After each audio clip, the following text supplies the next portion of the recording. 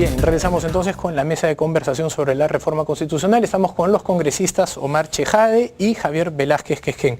Don Omar Chejade, en el anterior segmento, don Javier nos plantea que efectivamente la Constitución tiene hoy día un marco que es sobre el cual hemos estado desarrollándonos los últimos 20 años, y quisiera dar algunas cifras breves para no quitar la idea, ¿no? Reservas internacionales netas hasta 1989 menos 105, al 2011 63.128. PBI per cápita de $968 a $6.000.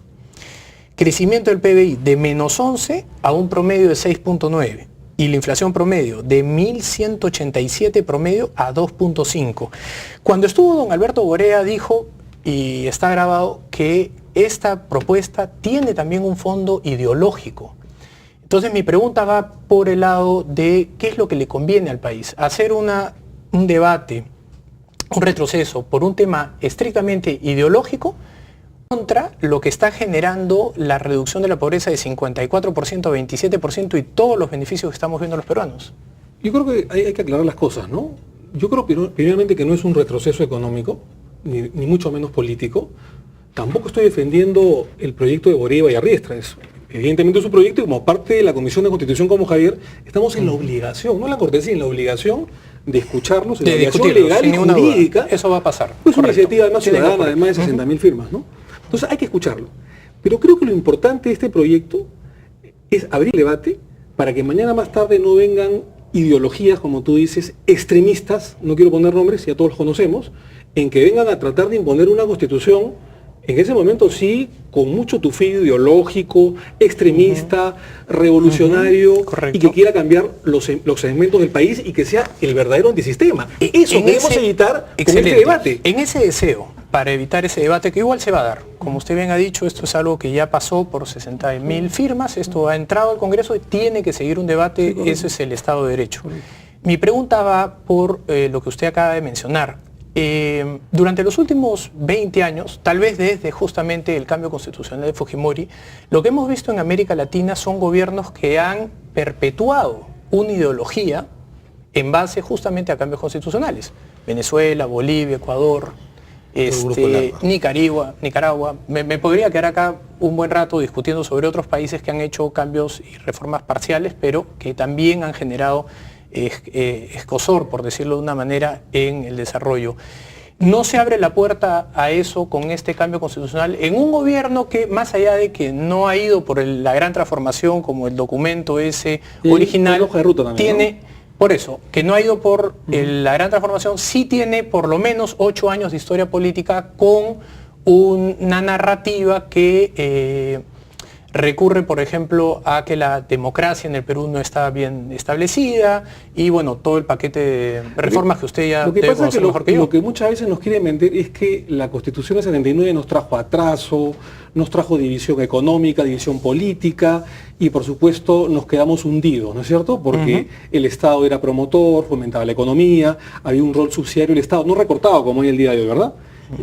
Yo no creo eso, yo creo, y no es que quiera coincidir necesariamente con Alberto Borea, es que hubieron malas administraciones. O sea, no es problema solamente de la Constitución, un problema de mala administración, y no Alan García lo ha reconocido, y bueno, producto de su juventud, de su inexperiencia en esa época, hubo una mala administración que nos llevó pues a miles por ciento de inflación, hubo un tema del terrorismo que no fue solucionado, de anarquía, en fin.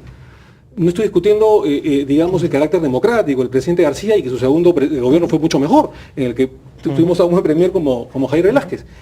Pero el primer gobierno, de verdad, fue un desastre. Él mismo lo ha reconocido. El gobierno de Belaúnde, como también te escuché la otra vez, tampoco fue un buen gobierno. O sea, hubo una mala administración, ¿correcto? Entonces, no confundamos las malas administraciones con la Constitución política del Estado, que me parece la del 79 fue avanzada. Correcto. ¿No? Don Javier, ¿es coincidencia lo de las malas administraciones durante la Constitución del 79 o es que efectivamente son los gobiernos actuando indebidamente sobre una Constitución que era provechosa para el desarrollo del país? Nosotros hemos cometido errores en el primer gobierno, pero nadie nos puede tildar que no hemos tenido una vocación democrática. Está claro. No venimos al gobierno 5 años para quedarnos, para hacerle trampa a los peruanos. Claro. Y de eso no nos pueden a nosotros acusar. Pero no olvidemos que nosotros recibimos un país que por la circunstancia de ese momento, tuvo un endeudamiento sobre el cual se hizo pesar el desarrollo de la economía. El país de 600 millones de dólares que en 1968, cuando Velasco dio el golpe de Estado, nos dejó con casi 8.000 millones de dólares de endeudamiento.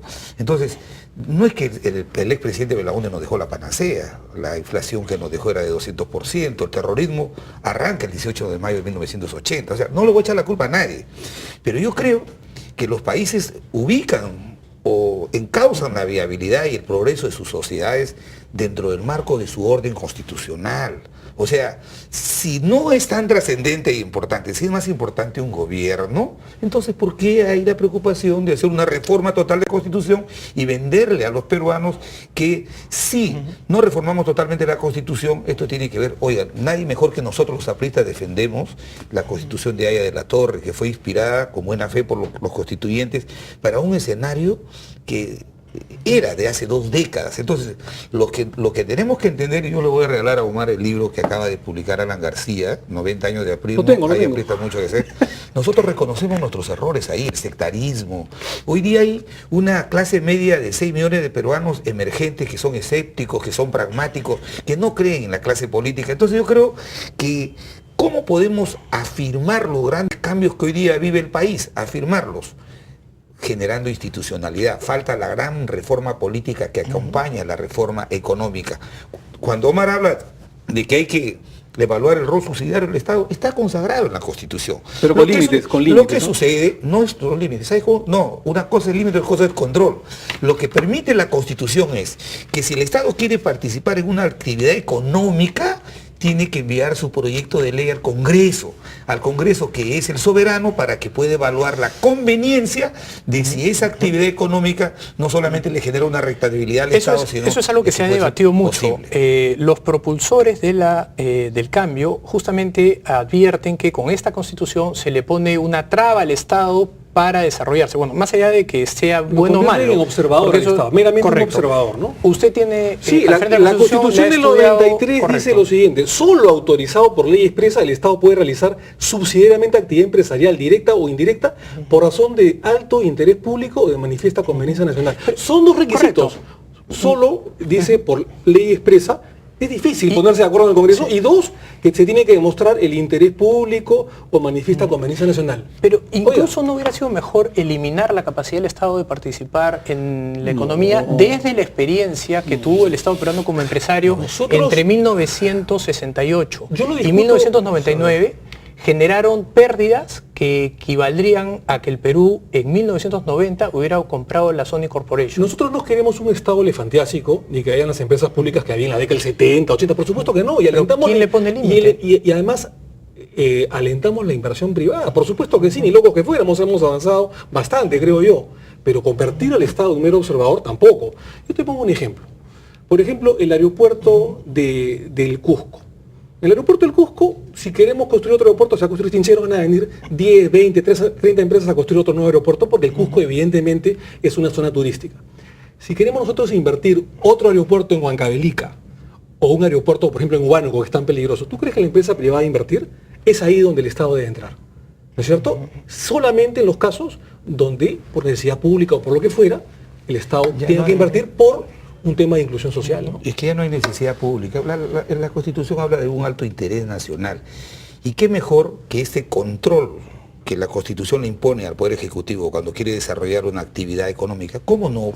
Yo no estaría, por ejemplo, yo discrepo respetuosamente de tu posición. Correcto. Yo no creo que habría que eliminar el rol subsidiario del Estado. Por ejemplo, hoy día, un tema muy concreto, en el tema de algunas de las aerolíneas, no van a algunos lugares del país porque por cuestiones de rentabilidad, y eso es explicable en una empresa, tampoco lo puedes obligar.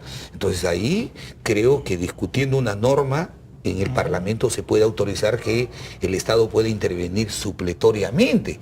Los Estados no se han hecho a la vida social para reemplazar a los empresarios, se han hecho para resolver los problemas de la seguridad, de la justicia, de la salud, de la educación. Preocupémonos de erradicar el analfabetismo, de generarle mejores prestaciones de salud a nuestros pobladores, porque si distraemos todo el esfuerzo del Estado a competir a competir como lo hemos hecho en el pasado. Ya creo que es una lección que nosotros hemos aprendido y autocríticamente creemos que este es el modelo, con ajustes que hay que hacerle, este es el modelo por el cual el país debe transitar camino a su prosperidad. Cuando en 2021 celebremos el bicentenario y logramos derrotar a la pobreza extrema, yo creo que eso será resultado de un gran esfuerzo que harán los países. Me queda menos de un minuto, le ruego una respuesta breve. Sí. Si es que durante el debate se propusiera un cambio en la forma de elegir o reelegir al presidente, ¿usted votaría a favor de generar algún mecanismo a través del cual el señor Ollantumala, hoy día presidente de la República, se podría volver a lanzar en el 2016 como candidato presidencial? No, de ninguna manera. De ninguna manera. Yo siempre he sido un fervoroso abogado y político, en este caso, de la no reelección. Siempre he estado a favor de ningún tipo de reelección, porque las reelecciones, sobre todo cuando son presidenciales, traen corrupción, etcétera, etcétera. Entonces, de ninguna manera. Y el presidente ya ha jurado que el 2016... Estás en contra de la reelección conyugal.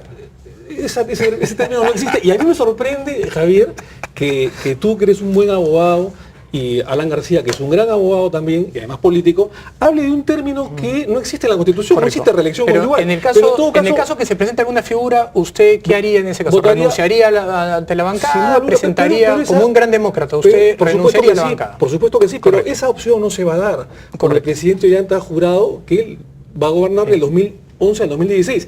Pero 30 segundos o 20. Yo no estoy defendiendo el proyecto de Alberto Borella. No, es un proyecto de él y de Vallarriestra que queríamos su opinión como obviamente miembro de la que se bancada abra, es respetable, que se abra el debate, y si no se llega a aprobar, seguiremos, y si no hay consenso, seguiremos con las reformas que hemos presentado en esta Constitución del año 93, como la bicameralidad, la eliminación del voto preferencial. Que hay que discutirla sin ninguna duda. Les agradezco a ambos Gracias, su presencia y espero tenerlos de nuevo en el programa, porque esto ha sido una mesa extremadamente interesante y donde se han tocado un tema que es de lo más importante, que es la calidad de las instituciones en el Perú. Incorporar a Omar al partido, Bien, vamos entonces a una pausa, regresamos con lo último del programa. Scotiabank.